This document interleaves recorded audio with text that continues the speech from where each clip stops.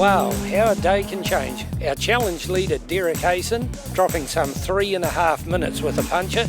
Yeah, we just drifted wide into the section not far on the stage and popped the tyre off the rim, and we thought, oh, it's 15 k's, we might just drive out on it, but down the road it just flew to bits and got wrapped around the diff and pulled the brake line off, and so we had to stop and change it, unravel it from the diff.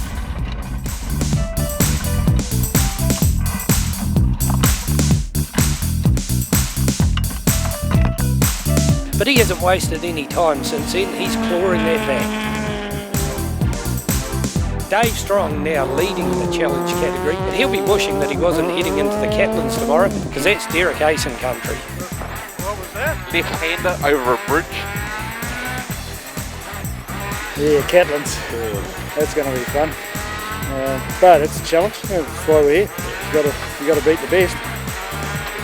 He's going for it, that's for sure. I would have been a fair bit behind, I suspect.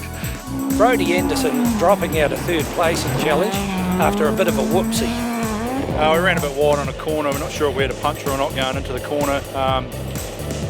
We adjusted our brakes a wee bit prior to the stage. We don't know if we had a bit too much on the rear going into the corner, but we just sort of went wide down the bank and through the fence. Charlie Evans inherited third place, but he had a bit of a roll getting there.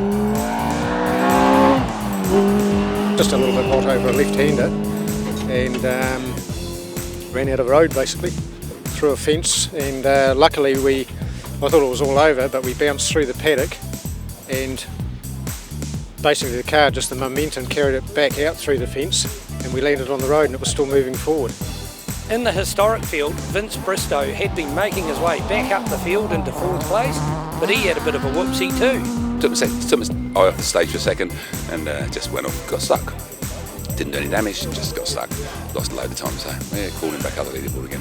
Had some fantastic stages today, really, really good, and we were hard on it, you know. I mean, we're not catching up with the number 1 and 2, but we're thereabouts, keeping the pressure on gently, and it's just loads of fun like they always are. And so starting again. His teammate Jake Scannell in the 1600 class, he's had a blister of a day and he's now inherited that fourth place from Bristow. My main goal was to win the class, you know, but now I'm just battling away at a different position really. So yeah, no, it's going well. So I've got to keep that in mind really, so I don't want to throw it all away. The big news though in historic, Miriam Evans dropping time and falling back to second place. Take us to 4 left, take us to 6 left.